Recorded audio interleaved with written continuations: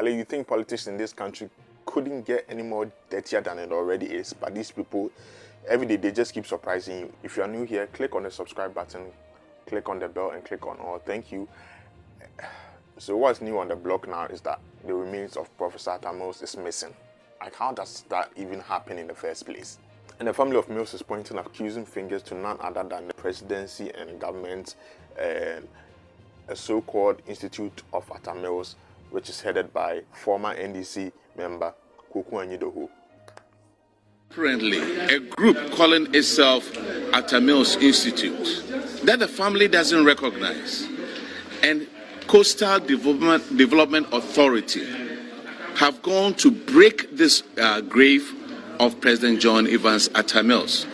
They have removed the tomb, and what they've done is they claim that they are rebuilding it.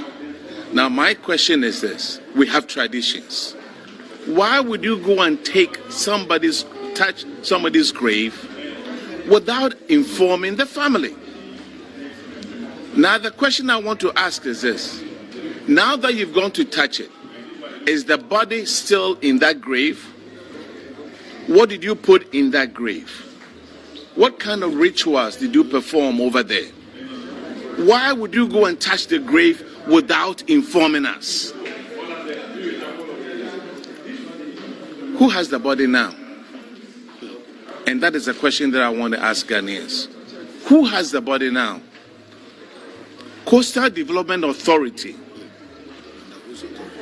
Under whose authority did you do this?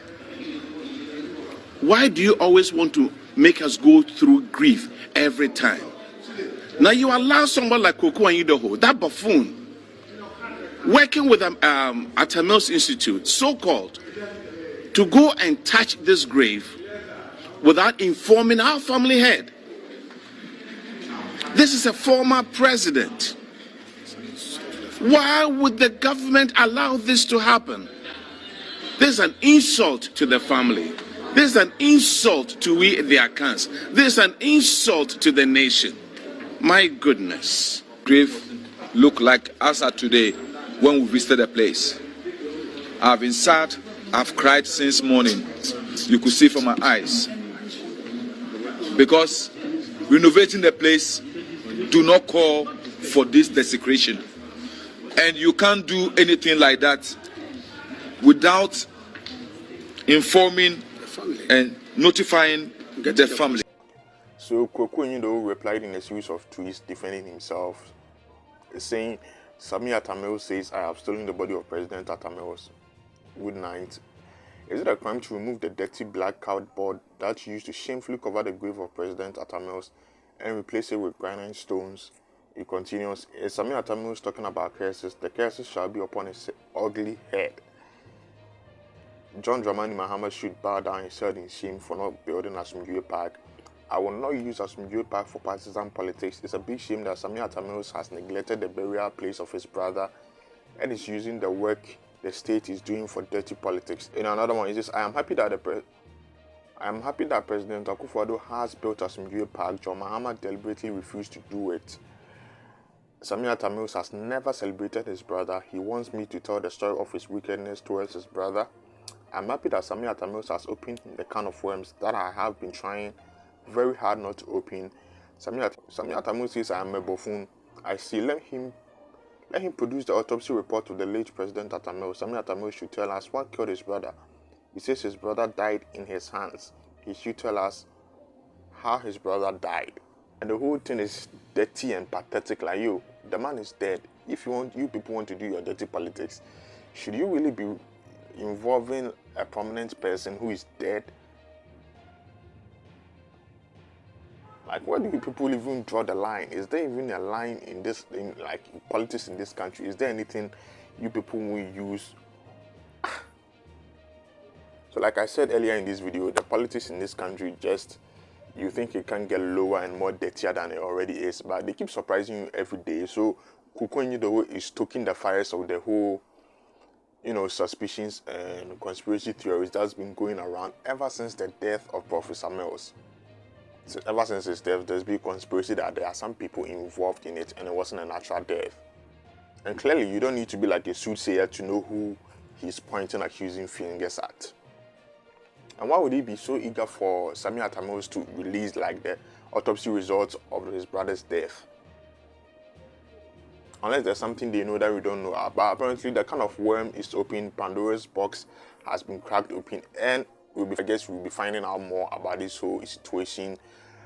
But you know, if the late president's resting place was in shambles and they want to do something nice about it, they want to give him a better resting place, so to speak, you know, it's nice. But at the end of the day, political figures, political parties, political mates, they have no rights over the remains of somebody. It doesn't even matter if the person was a former president. When somebody dies, the remains is a responsibility of the family. And if you feel like there was some dirty cardboard covering his grave and you want to cover it with granite, shouldn't the family of the man approve it before you even touch the remains? I mean, is that even legal to go dig somebody out of their grave without the permission of the family? Like Asumdue Park is like a fine monument for the person and the caliber of Professor Atta Mills.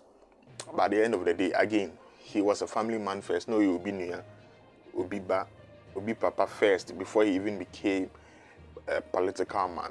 So shouldn't they have a say? I mean, let's put ourselves in their place. If your loved one is lost and you find out some people have been tampering with the remains without you, the family, knowing about it, I mean, you'll be pissed too, right? So anyway, I feel like Asumdue Park is like a beautiful thing, but as usual in this country, there's no separation, there's no line between politics and like self-respect and dignity. But unfortunately in this country, like there's no line drawn. They go use every opportunity, everything, even sacred things, to dirty themselves with this politics because they are on opposite sides. You know, this whole thing has been happening. Kuku Enyido has been like on the neck of the NDC and former President John Dramani Mahama ever since he left the NDC after they are lost in 2016, which he received like a lot of the blame for, especially after he saw like quantum comfortable lead. Like after the whole loss of the NDC in 2016, with him sloganeering with a comfortable lead and all of those things, a lot of the blame for Mahama's loss was like placed on him. It's like he got fed up, he left the party, and they've been on opposite sides since then. He's been bashing Mahama at every chance he gets. Charlie, this is sad. Just let the man rest. You people, you live, you are still alive. You want to muddy yourselves with your politics.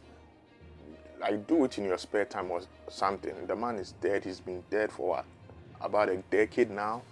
The decade of somebody as prominent as him dying is a very important number that should be recognized and not be muddied in dirty politics. But do let me know how you feel about this whole situation, because me, I feel ashamed personally. I feel ashamed. This shouldn't be happening. Like, politics, dirty politics shouldn't get to this degree that a man as prominent as him and his remains be toiled with.